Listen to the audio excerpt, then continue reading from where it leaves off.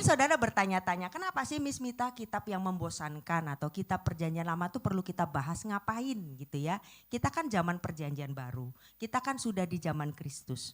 Jangan salah, Bapak Ibu Saudara, Kolose berkata, semuanya ini hanyalah bayangan, betul ya. Dari apa yang harus datang, sedang wujudnya ialah Kristus. Jadi perjanjian lama adalah bayangan dari perjanjian baru. Kalau kita mau memahami perjanjian baru dengan benar, kita harus juga perjanjian lama kita pelajari. Karena bayangan, kalau ada bayangan kan ada aslinya ya. Kalau kita tidak belajar bayangannya, kita kurang komplit apa yang kita pelajari dari yang aslinya. Contoh ya, contoh gampang saja.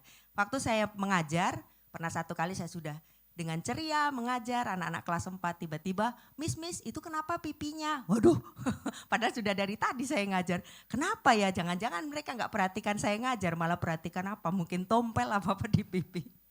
Akhirnya saya buru-buru langsung ke toilet. Dan saya lihat bayangannya, oh ternyata kena spidol, mungkin sambil gini saya kecoret. Akhirnya saya bersihkan. Saya saja untuk memahami diri saja, saya sendiri perlu bayangan, betul ya? Jadi kita untuk memahami perjanjian baru, perlu kita juga buka perjanjian lama. Supaya kita bisa sepenuhnya memahami apa sih maksud Tuhan di perjanjian baru. Memang Kristus, memang kita tahu Yesus mati di kayu salib. Tapi untuk memahami utuh ini, Tuhan sudah mempersiapkan kitab-kitab perjanjian lama menjadi bayangan. Seperti di cermin itu, ini loh supaya kamu lebih memahami apa maksudnya Tuhan. Nah, imamat ya. Tadi dibukanya itu agak ngeri, bahkan ngeri sekali. Dibuka dengan kalimat begini, sesudah kedua anak Harun mati. Harun adalah imam besar. Bukan satu ya, 2 anaknya yang laki-laki langsung mati. Yang terjadi pada waktu mereka mendekat ke hadapan Tuhan. Kok aneh ya, anak imam besar, dua-duanya sedang mendekat ke hadapan Tuhan, dikatakan mati. Baru kemudian Tuhan berfirman dan seterusnya. Kalau kita hanya baca Imamat 16 mungkin kita nggak terlalu tahu apa sih maksudnya. Tapi di Imamat 10 dijelaskan. Jadi 2 orang itu namanya Nadab dan Abihu, saya baca ya. Kemudian anak-anak Harun, Nadab dan Abihu masing-masing mengambil perbaraannya, membubuh api ke dalamnya serta menaruh ukupan di atas api itu. Dengan demikian mereka mempersembahkan ke hadapan Tuhan api yang asing yang tidak diperintahkannya kepada mereka. Maka keluarlah api dari hadapan Tuhan lalu menghanguskan keduanya sehingga mati di hadapan Tuhan. Wow, penting sekali kita belajar ini supaya kita tahu ternyata Tuhan itu tidak main-main dengan kekudusan. Jadi Bapak Ibu Saudara, di zaman perjanjian lama, di kemah pertemuan atau di bait Tuhan, ada satu api yang tidak pernah padam. Tapi api itu Tuhan yang mengadakan, paham ya? Yang tiba-tiba menyala sendiri itu karena Tuhan. Tuhan yang membuat api itu ada dan pesan Tuhan satu, jangan sampai api itu mati. Jadi kerjaan mereka tuh membersihkan sumbunya, mengatur supaya api itu tidak pernah padam. Tapi api itu ada. Nah pada saat mereka mau mempersembahkan korban, mau membakar korban, harus ambil api dari situ. Jadi nggak boleh sembarangan dari kompor, pakai korek, pakai obor, ambil dari dapur. Nadab dan Abihu ini anak imam loh. Mereka tahu peraturan itu. Kalau menurut saya dosanya itu sepele. Benar ya, sepele loh. Entah mereka mungkin cepat-cepat buru-buru ambil aja api dari sini. Tapi firman Tuhan berkata bahkan sampai sampai diulang di bilangan 10, bilangan 16 diulang lagi. Nadab dan Abihu mati karena tidak mengambil api yang dari Tuhan. Mereka memakai apinya sendiri. Agak berat saya membagikan ini. Karena yang akan kita bahas ini dosa-dosa sepele yang ternyata berakibat begitu fatal. Kalau kita lihat lagi, kita dengar-dengar lagi ya khotbah-khotbah yang kemarin mengenai Adam dan Hawa. Makan buah, itu kan sepele kan. Apa sih susahnya buat Tuhan bikin lagi aja buah. Sudah kadung dimakan ya sudahlah, kasihan kamu, saya ampuni kamu ini. Saya kasih lagi buah yang lain menggantikan yang itu. Tapi enggak, mereka dihukum dengan berat. Bahkan Bapak Ibu Saudara, ada juga cerita satu. Tadi itu kan ada Nadab dan Abihu, anak-anak imam. Ada di sini namanya Uza. Saya bacakan ya, ditawari. Kita akan banyak melihat cerita dari perjanjian lama supaya paham gitu ya. Ketika mereka sampai ke tempat pengirikan Kidon, nanti saya jelaskan ini. Maka Uza mengulurkan tangannya memegang tabut itu, tabut Tuhan maksudnya. Karena lembu-lembu itu tergelincir, maka bangkitlah murka Tuhan terhadap Uza. Lalu ia membunuh dia oleh karena Uza telah mengulurkan tangannya kepada tabut itu, ia mati di sana di hadapan Allah. Jadi satu ketika Raja Daud ini ingin memindahkan tabut Tuhan. Padahal sudah dikasih tahu, makanya kita perlu belajar Alkitab. Cara mengangkat tabut Tuhan itu bukan dinaikkan di dalam kereta lembu, bukan. Harus dipanggul oleh imam. Dimasukkan seperti batang, terus kemudian harus dipanggul begitu. Tapi karena Daud mungkin ya tidak baca firman, karena aturannya itu ada di Keluaran. Tadi kan ditawari, aturannya itu ada di Keluaran. Dikatakan haruslah engkau memasukkan kayu pengusung ke dalam gelang yang ada pada rusuk tabut itu supaya dengan itu tabut dapat diangkut. Ada gambarnya ya Kak Biel. Nah harusnya dipanggul begini gitu. Tapi karena kesalahan Daud, dia tidak baca itu, dia naikkan tabut itu ke atas lembu. Jalan, masih gak apa-apa, tapi waktu rodanya ketabrak atau gimana gitu ya, kan agak mereng. Uza dengan niat baik padahal, menahan supaya tabut itu jangan jatuh. Tapi dia pun mati karena murka Tuhan. Sepele kan? Padahal sepele loh. Saya menyiapkan ini dan membaca ini juga merinding disco. Wah ini gak main-main begitu ya. Dan mungkin saudara berpikir, itu kan perjanjian lama Miss Mita. Sekarang Tuhan kan gak begitu. Oh tidak, perjanjian baru. Kita lihat Ananias dan Safira, saya bacakan. Kisah Para Rasul 5, ada seorang lain bernama Ananias. Ananias ini laki-laki ya. Ananias, ia beserta istrinya Safira menjual sebidang tanah. Dengan setahu istrinya, ia menahan sebagian dari hasil penjualan itu dan sebagian lain dibawa dan diletakkannya di depan kaki rasul-rasul. Intinya dia tidak jujur lah dalam persembahan kepada Tuhan. Mungkin dia sudah bernasar A atau sudah berniat A atau anggaplah kalau zaman sekarang mungkin persepuluhan harusnya sekian tapi dia tahan. Dia sudah janjian sama istri, jangan bilang-bilang ya, kebanyakan kalau ngasih segitu kita tahan. Kemudian kata Petrus, mengapa engkau merencanakan perbuatan itu dalam hatimu? Engkau bukan mendustai manusia, tetapi mendustai Allah.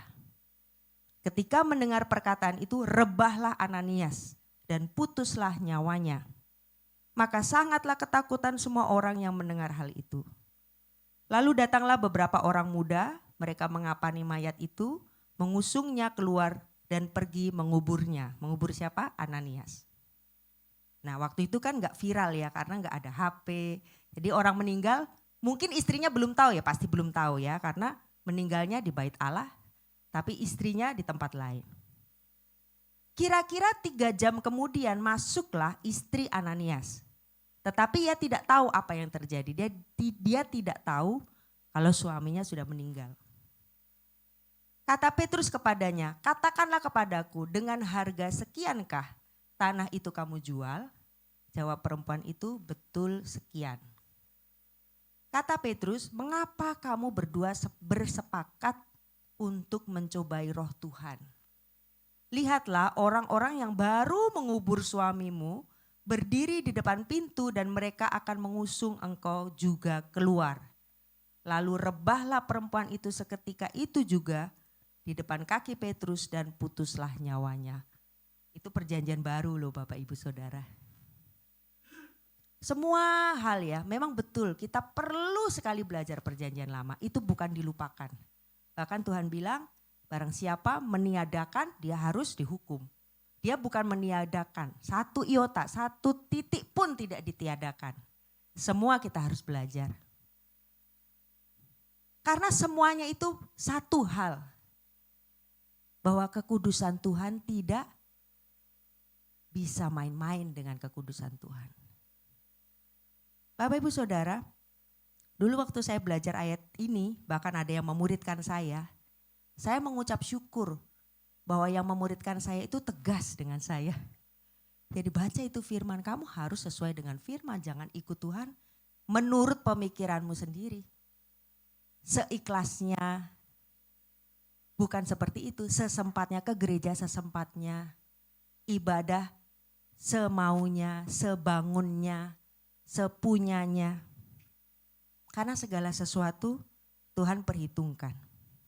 Sehingga waktu itu pernah, gak apa-apa ya saya ceritakan ini asli yang saya alami. Pernah waktu itu gaji pertama saya 400.000, gak terlalu banyak tapi ya zaman itu lumayan lah. Tapi saya dengan gentar dan takut, bukan takut dilaknat Tuhan ya, bukan. Tapi saya gentar dan takut karena saya tahu Tuhan itu berdaulat atas semuanya. Jadi per sebulan saya waktu itu 100.000, dari 400 gaji per sebulan saya 100.000. Mungkin orang bertanya itu kan lebih. Ya gak apa-apa karena saya tidak mau. Saya berhutang sama Tuhan. Tapi lebih daripada itu ternyata Tuhan tidak pernah berhutang juga dengan saya. Ketika saya menabur yang terbaik, naik, pelan-pelan naik sampai pernah 1,6. Gajinya waktu itu ya, belum menikah 1,6. Waktu sampai 1,6, di dalam hadirat Tuhan saya bilang, Tuhan saya mau per sebulan 400.000. Bukan karena takut, karena saya tahu Tuhan berkuasa atas semuanya. Saya tahu harusnya 160.000 kan, 1,6. Tapi enggak, saya mau 400 Tuhan.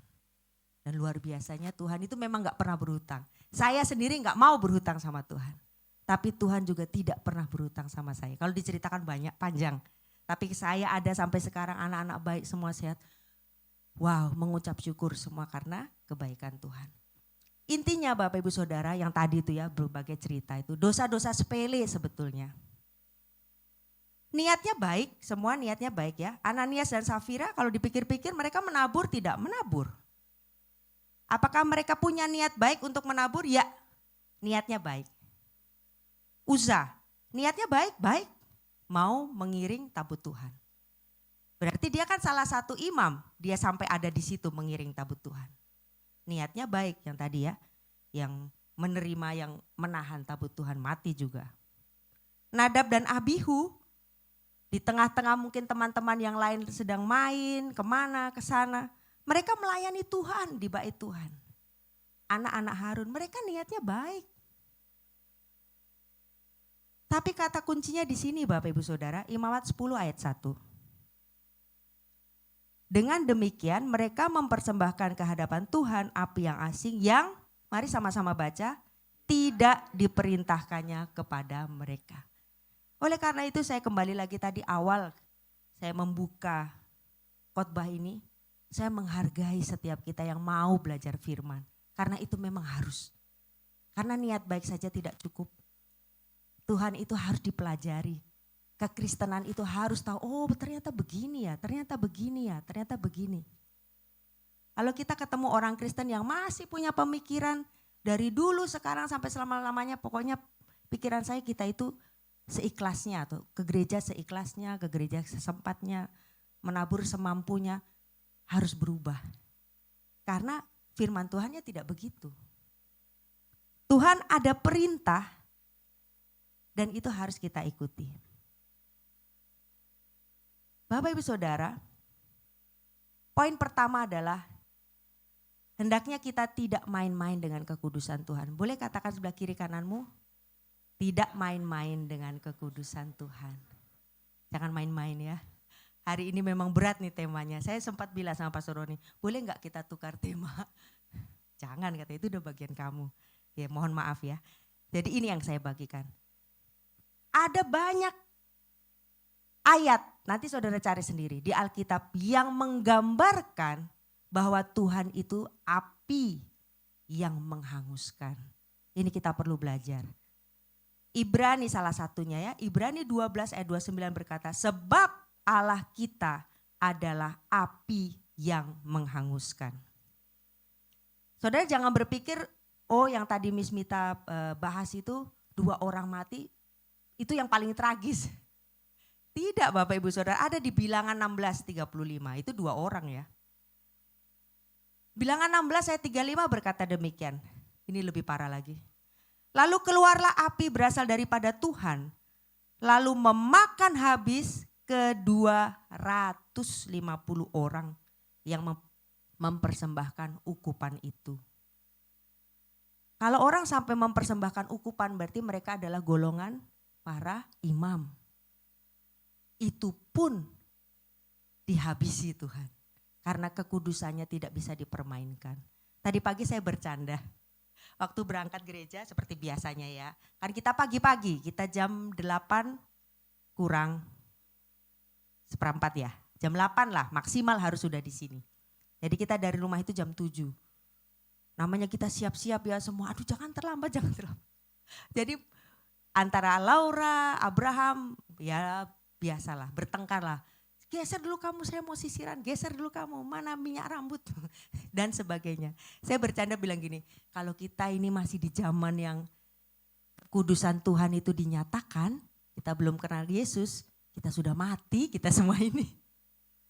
Karena kita mau berangkat gereja tapi gontok-gontokan gitu. Bapak Ibu Saudara, intinya ya tidak ada dosa kecil, tidak ada dosa besar, semua dosa Tuhan pasti akan habisi. Semua menghasilkan maut. Gambar-gambar yang tidak senonoh yang kita tonton, ramalan bintang, baca garis tangan, bergosip, malas doa, malas baca firman, iri, dendam. Bagi Tuhan itu tidak ada ruang sedikit pun buat dosa sekecil apapun. Gak bisa kita, itu dosa kecil itu, nanti gak apa-apa itu, gak ada. Mungkin saudara bertanya, Miss dulu kan langsung disambar, kenapa sekarang tidak? Matius berkata demikian. Sebab sebagaimana mereka pada zaman sebelum air bah itu makan dan minum, kawin dan mengawinkan, berarti kan ini orang-orang berdosa ya banyak. Tapi mereka kawin, mengawinkan berarti waktunya panjang, dibiarin aja sama Tuhan, biarin begitu. Sampai, ada ya Kak di situ firmannya, sampai kepada hari Nuh masuk ke dalam bahtera dan mereka tidak tahu akan sesuatu sebelum air bah itu datang dan melenyapkan mereka semua. Demikian pula lah halnya kelak pada kedatangan manusia. Jadi zaman Nuh kok beda lagi ya, mungkin saudara bingung. Kalau yang ini begitu salah, dihapus Tuhan. Tapi zaman Nuh orang dibiarin. Ada yang dosa, ada yang mungkin selingkuh, tapi dibiarin. Tuhan biarkan sampai Nuh selesai membangun bahtera. Sampai itu kalau nggak salah secara sejarah perlu 100 tahun ya untuk membangun bahtera. Dibiarin sampai hari Nuh, hujan, Nuh masuk ke dalam bahtera, yang lain itu dibiarkan meninggal, Nuh saja selamat. Nah itu saya nggak bisa jawab. Kenapa ada satu yang langsung dihukum, ada satu yang dibiarin punya waktu yang lama. Itu kedaulatan Tuhan. Katakan sebelah kiri kananmu, kedaulatan Tuhan. Mau dihukum saat itu juga, itu kedaulatan Tuhan. Mau ditunggu waktunya, dikasih waktu bertobat, itu pun kedaulatan Tuhan. Intinya Bapak Ibu Saudara, saat saya membagikan ini kita harus tahu dan sadar sesadar-sadarnya. Kekudusan Tuhan itu serius. Katakan sebelah kiri kananmu, kekudusan Tuhan serius. Jangan main-main dengan Tuhan ya. Ya. Pada saat saya membagikan ini, saya nggak tahu ya. Saya harap apa yang saya bagikan ini membuat setiap kita merasa tidak layak di hadapan Tuhan. Saya pun begitu. Sebelum saya sampai di hari Minggu ini, Senin, saya berdoa terus Tuhan, saya nggak layak sebetulnya saya bagikan. Saya juga banyak kekurangan. Saya tersungkur di hadapan Tuhan. Siapakah saya Tuhan? Tapi untunglah ada poin kedua. Karena begini, kekudusan Tuhan itu mutlak. Tidak bisa digantikan. Kekudusan Tuhan itu sempurna, katakan bersama saya, sempurna. Jauh-jauh dari perbuatan-perbuatan kita. Gak bisa kita mendekati Tuhan itu sebetulnya mustahil. Bohong sedikit, mati. Korupsi sedikit, mati. Gak bisa Tuhan didekati dengan apa adanya kita. Tapi mengucap syukur, perhatikan baik-baik ya. Tuhan selalu mencari cara untuk bersama-sama dengan kita. Walaupun dia begitu kudus, walaupun dia begitu sempurna dan kita tidak sempurna. Bahkan jauhlah dari sempurna. Tapi Tuhan selalu mencari cara. Gimana ya caranya aku mau dekat dengan anakku? Memang jurangnya terlalu besar, ini kudus sekali. Anggaplah seandainya kita ibadah seperti ini ya. Menerapkan yang tadi. Kita lihat sebelah kiri, bagus sekali sepatunya, gaya sekali dia, mati. Terus tiba-tiba kita sedang pujian penyembah, Miss Cindy kayaknya kurang gini, Tabita kurang gini, mati langsung. Jadi kita sibuk mengangkat itu mayat-mayat keluar, sibuk dari sini sana, sini, Bayangkan. Tapi mengucap syukur Tuhan selalu mencari cara bersama-sama dengan umatnya. Imamat 16 saya yang bacakan. Ini lanjutannya yang tadi ya. Kemudian Harun harus mempersembahkan lembu jantan yang akan menjadi korban penghapus dosa baginya sendiri dan dengan demikian mengadakan pendamaian baginya dan bagi keluarganya. Di sini saya lega waktu saya baca ini. Ternyata imamnya juga, si Harun itu juga tidak sempurna. Kenapa Harun bisa diterima Tuhan? Karena ini. Karena Harun meletakkan dosanya di atas lembu jantan. Dan lembu jantan itu dikorbankan untuk penebusan siapa? Harun duluan, bukan orang Israel. Imamnya dulu. Jadi waktu saya baca ini, aduh puji Tuhan.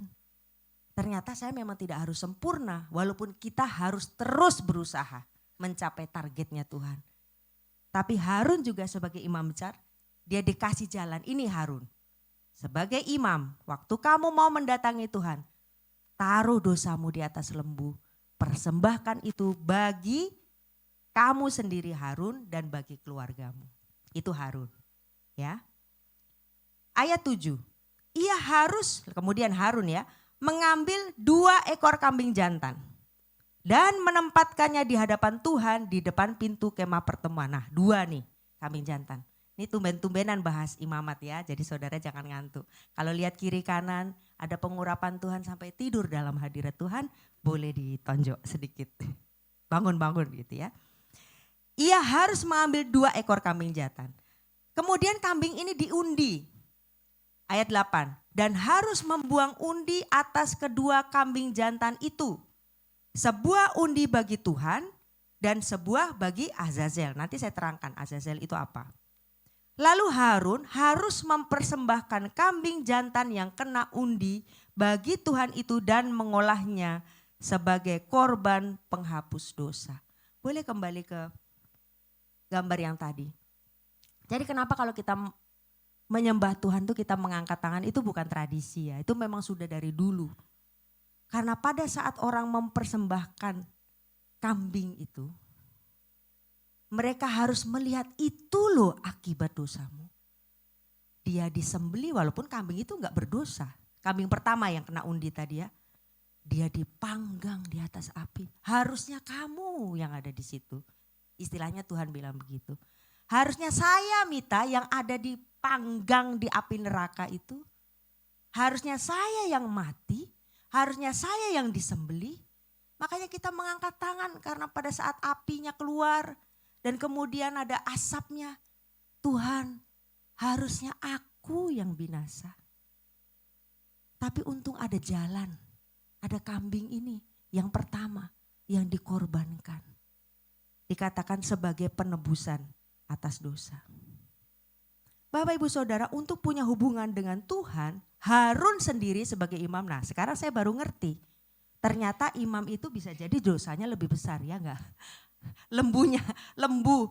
Untuk seorang imam dan keluarganya lembu. Untuk seluruh bangsa Israel kambing. Tapi kita bukan membahas dosa besar, dosa kecil. Sama saja di hadapan Tuhan, dosa besar, dosa kecil. Tapi yang jelas harus ada korban. Gak bisa gratisan kita datang pada Tuhan. Kalau sekarang saudara bisa duduk di sini dalam keadaan baik, semuanya baik-baik, kita bisa bersuka cita, menabur, memuji Tuhan. Ada yang membayar harga untuk itu. Yang seharusnya kita tidak layak di sini.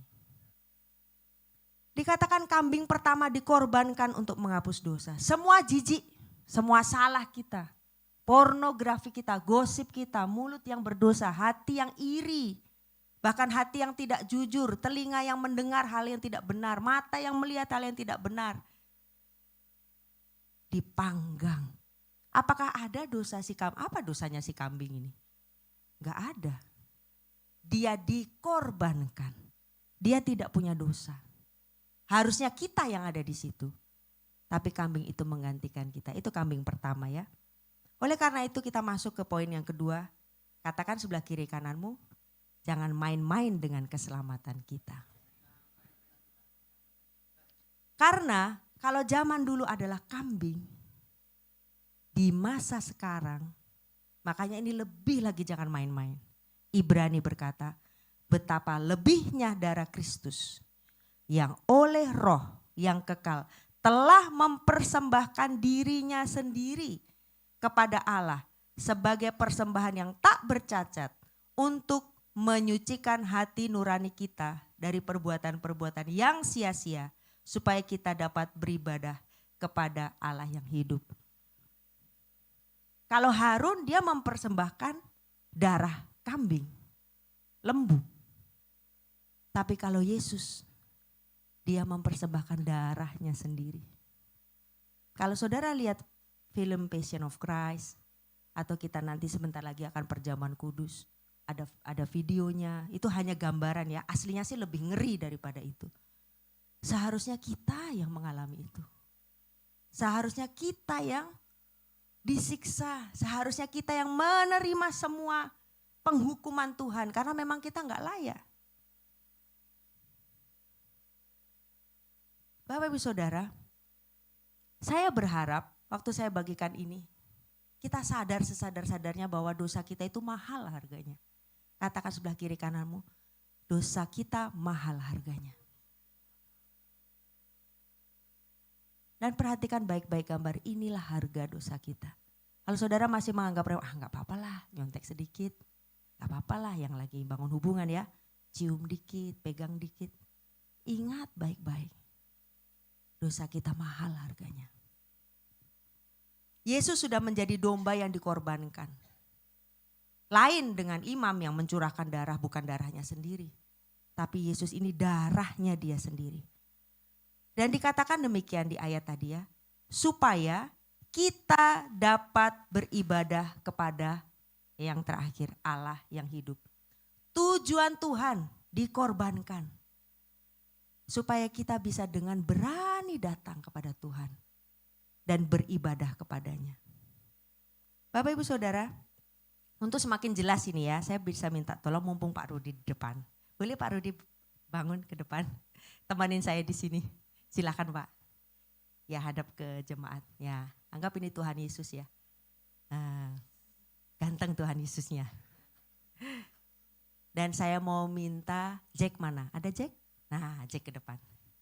Tuhan Yesus sudah mati bagi kita. Yuk Jack. Ini adalah Tuhan Yesus. Dan kita semua ini digambarkan oleh Jack. Silakan Jack. Nah Jack di sini. Di belakangnya Pak Rudi. Dari pandangan saudara, ini Allah Bapa ya. Kalau Jack di luar Pak Rudi, sini Jack, boleh geser dikit. Kalau Jack di luar Pak Rudi, sama saya juga, ini bukan menjelek-jelekkan Jack ya, saya juga, kita semua banyak dosanya, betul enggak? Ini bukan tentang Jack ya, dosa pikiran, dosa kata-kata, dosa perbuatan, dosa tangan, kaki. Kalau Tuhan melihat Jack pada saat ini atau melihat kita lah saat ini. Enggak berharga, enggak nggak layak, nggak kepake, bahkan bisa dihukum saat itu juga, bisa mati kita saat itu. Tapi mengucap syukur dari pandangan Tuhan, kita tersembunyi di balik Kristus. Sini Jack. Nah, jadi saat Allah Bapa melihat kita, yang dilihat adalah Yesus. Semua amarah nih ya, semua hukuman, semua kejengkelan Tuhan. Itulah kenapa Yesus disalib, tertimpa atas Pak Rudi, atas Yesus. Dan kita diselamatkan. Selama kita ditutupi oleh Yesus, Allah Bapa, murka Tuhan tidak datang kepada kita. Oleh karena itu dikatakan supaya kita beribadah, jangan pernah di luar Kristus. Di luar Kristus habis dah kita. Tanpa darah Kristus habis kita, harus sembunyi terus. Yang dilihat biarlah Yesus, yang dilihat Tuhan.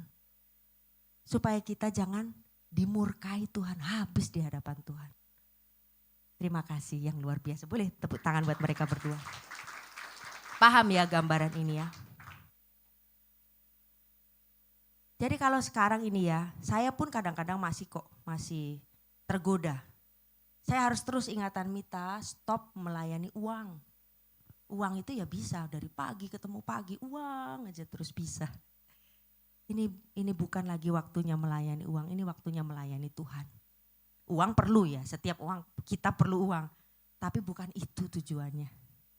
Layani Tuhan. Kalau masih ada Pak Rudi di sini ya, layani terus. Tuhan kemana saya ikut terus. Sudah stop melayani cinta ya, banyak ya orang Arjuna mencari cinta. Buka Instagram, cari berapa like-nya, berapa love-nya. Mencari cinta terus. Sampai lupa melayani Tuhan. Aduh udahlah stop. Udah cukup lah. Memang setiap orang butuh cinta ya. Siapa sih gak mau menikah ya. Saya juga pernah muda. Tapi ada waktunya lah. Ada waktunya melayani Tuhan. Jangan mengejar itu terus sampai gak ada waktu untuk Tuhan. Sudah stop lah melayani nafsu. Nafsu apa? Nafsu pengen kaya, nafsu pengen jalan-jalan. Saya juga kadang-kadang minta stop. Jalan-jalan terus kapan kamu bantuan? Oh iya Tuhan, ampun. Harus bertobat, harus layani Tuhan, ikuti Tuhan. Karena kita harus hidup tersembunyi di belakang Tuhan. Katakan sebelah kiri kananmu, jangan main-main dengan keselamatan. Tadi yang pertama, jangan main-main dengan kekudusan Tuhan. Yang kedua, jangan main-main dengan keselamatan. Keselamatan ada supaya kita dapat beribadah kepada Allah yang hidup. Yang ketiga Bapak Ibu Saudara, Imamat 16 ayat 21. Ini saya mau jelaskan tentang Azazel tadi ya. Dan Harun harus meletakkan kedua tangannya ke atas kepala kambing jantan yang hidup. Jadi kan dua. Satu kena undian, satu dikorbankan. Ini loh akibat dosamu. Waktu dibakar kambing itu kita sadar, aduh berat ya ternyata. Kasihan ya kambing itu, ya iya kamu yang harusnya begitu. Akhirnya kita mengangkat tangan, seiring asap itu naik. Tuhan saya tidak layak, saya mengucap syukur pengampunanmu. Begitu ya, makanya kita di gereja angkat tangan. Bukan karena ikut-ikutan, Pak Roni angkat tangan, aku juga angkat tangan. Bukan, karena kita mengingat dosa kita yang sebenarnya kita gak layak, tapi kita dilayakkan. Itu kambing pertama. Kemudian kambing yang kedua dikatakan, atas kambing ini kan masih hidup ya. Kambing jantan yang hidup itu dan mengakui di atas kepala kambing itu segala kesalahan orang Israel. Segala pelanggaran mereka, jadi seluruh kesalahan orang Israel, dosa kita, pornografi atau apapun juga ditaruh di atas kambing yang kedua. Apapun juga dosa mereka, ia harus menanggungkan semuanya itu ke atas kepala kambing jantan itu dan kemudian melepaskannya ke padang gurun dengan perantaran seseorang yang sudah siap sedia untuk itu. Nah, kambing itu ya Bapak Ibu Saudara yang dikatakan Azazel. Azazel itu kambing kalau bahasa Inggrisnya scapegoat. Nah, asal saudara tahu, itulah asal muasalnya kata kambing hitam. Karena kehitaman, kekotoran, perzinahan, kesalahan ditimpakan di atas kambing yang tidak bersalah itu. Itu asal muasalnya kata kambing hitam. Dia dikambing hitamkan, itu asalnya. Nah, tindakan Tuhan adalah semuanya dosa apapun taruh di situ. Tapi lucunya kambing ini tidak dikorbankan. Kambing itu harus dibawa ke padang gurun jauh. Satu hal yang perlu, makanya ada orang dikatakan harus ada orang yang siap sedia untuk itu adalah kambing itu jangan pernah kembali lagi ke tengah-tengah perkemahan mereka. Azazel, kambing hitam itu yang sudah membawa dosa bangsa Israel itu harus dibawa sampai ke padang gurun, gak tahu dibiarin.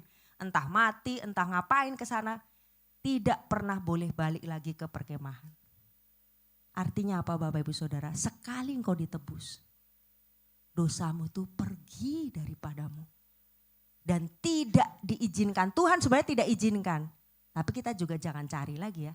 Jangan kembali lagi menghinggapi engkau. Ada amin.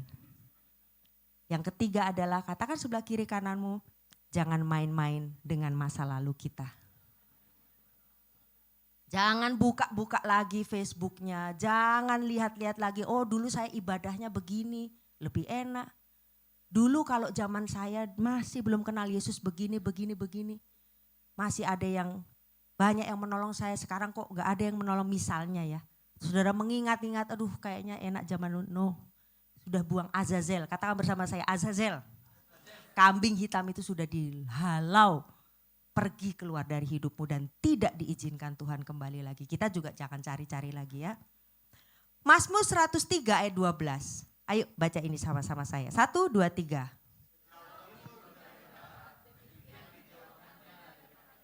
Pelanggaran kita. Amin. Timur sama barat ya gak pernah ketemu. Timur ke sana. Barat ke situ. Kalau kita kejar ke sana makin jauh. Kalau kita kejar ke sini, situ makin jauh.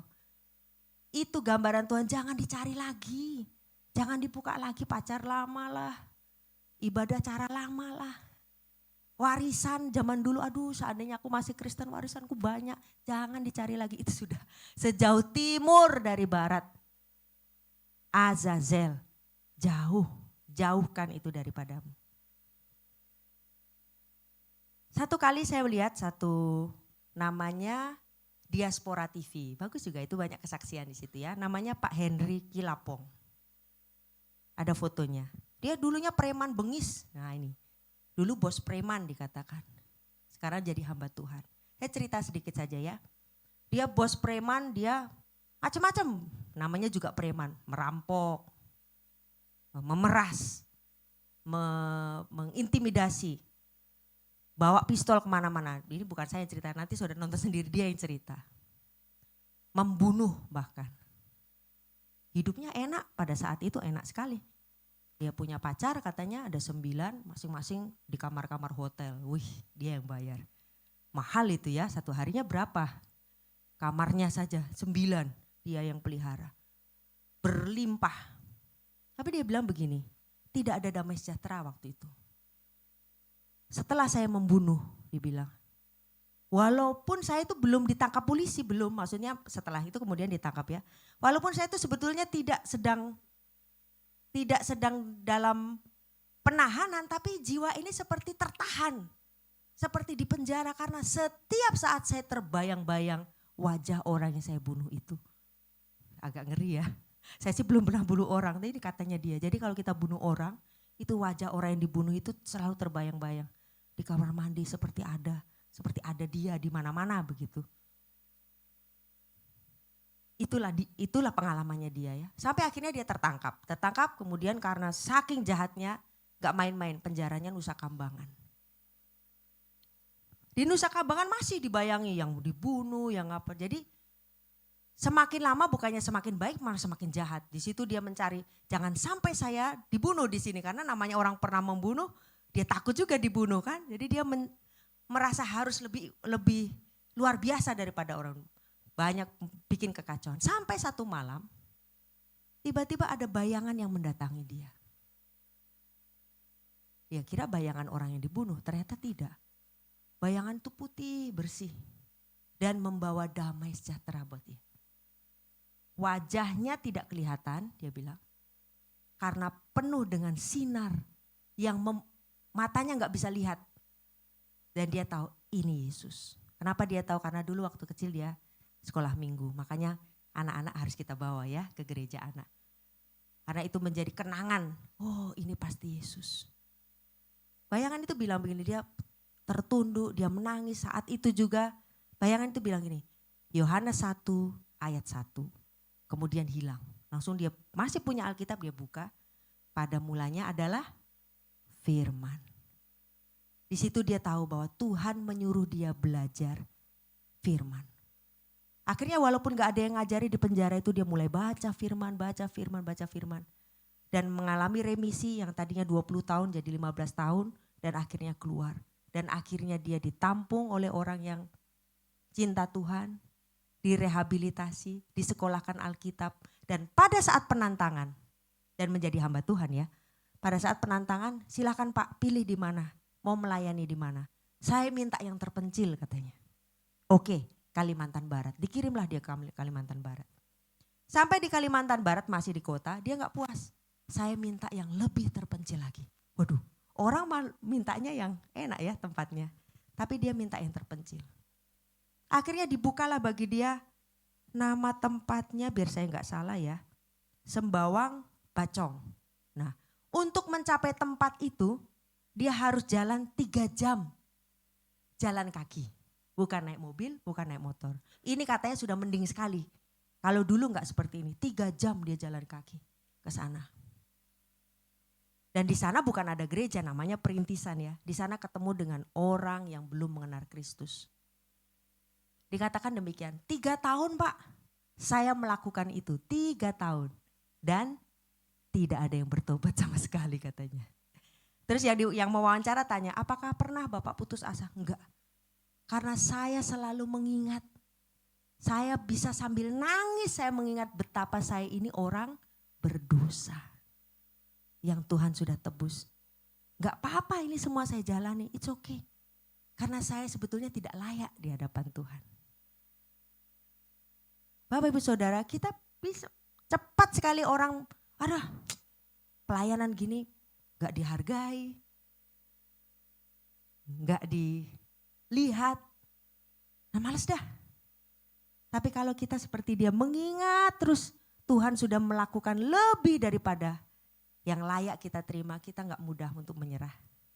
Males lah night group, banyak yang menyinggung di situ. Kalau kita ingat siapa kita ini yang tidak berharga di hadapan dia, kita tidak mungkin cepat putus asa. Akhirnya terus dia lakukan. Sampai satu hari yang bertobat itu ternyata dukun. Ceritanya begini, jadi dia tiap hari serasa diganggu roh jahat. Tapi selalu dia tengking dalam nama Tuhan Yesus keluar. Pokoknya dia gak mempan lah. 3 tahun itu gak ada yang bertobat. Tiba-tiba satu hari muncul ya si dukun itu. Pak, saya mau berguru sama Bapak. Karena ilmu Bapak lebih tinggi daripada saya. Ternyata itu maksudnya. Jadi 3 tahun dukun ini mau mengalahkan dia gak bisa. Akhirnya jiwa pertama yang bertobat terima Yesus adalah ya dukun itu. Dia katakan saya gak punya kuasa. Tapi saya jelaskan tentang siapa Yesus dan seterusnya. Sampai akhirnya sampai hari ini kemarin yang dia diwawancara itu. Dia punya gereja. Yang mementor dia pernah datang ke situ. Yang mementor dia kalau gak salah dari Semarang ya. Datang ke situ, yang mementor juga nangis katanya. Karena ini gereja yang sederhana, tidak ada listrik. Betah ya kamu di sini ya, bertahan kamu di sini ya. Iya. Yang membuat dia terus semangat adalah sebetulnya saya ini tidak layak. Saya nangis dia bilang, saya nangis Pak bukan karena tempatnya jelek, orangnya sedikit, bukan. Saya nangis karena saya bersyukur kok Tuhan mau memakai saya. Bapak Ibu Saudara ini betul-betul dia ngerti banget. Gak gratis, keselamatannya dia gak gratis. Tuhan sudah membayar mahal bagi dia. Ini jemaatnya. Ada 27 kakak, lumayan ya. 27 kakak, ada Kak? Berikutnya slide-nya. Ya. Namanya Pak Hendri Kilapong. Nanti saudara boleh nonton sendiri. Yang saya mau ambil dari sini adalah semangat beliau melayani. Bukan karena hal yang lain-lain ya. Bukan karena dilihat orang, bukan karena apa. Karena dia tahu persis keselamatan dia mahal. Karena dia tahu persis apa yang Yesus sudah lakukan buat beliau. 3 poin ini Bapak Saudara. 1, kita tidak main-main dengan kekudusan Tuhan. Katakan sebelah kiri kananmu, jangan main-main dengan kekudusan Tuhan. Yang kedua, jangan main-main dengan keselamatan. Kalau kita masih hidup hari ini, mari kita melayani Tuhan. Dan yang ketiga adalah jangan main-main dengan dosa masa lalu kita. Kambing Azazel itu sudah pergi, jangan dipanggil lagi. Kalau kita sudah blok seseorang karena dia membawa kita kepada dosa, jangan dibuka lagi blokirnya. Biarkan dia berlalu. Kita punya masa depan dalam Tuhan.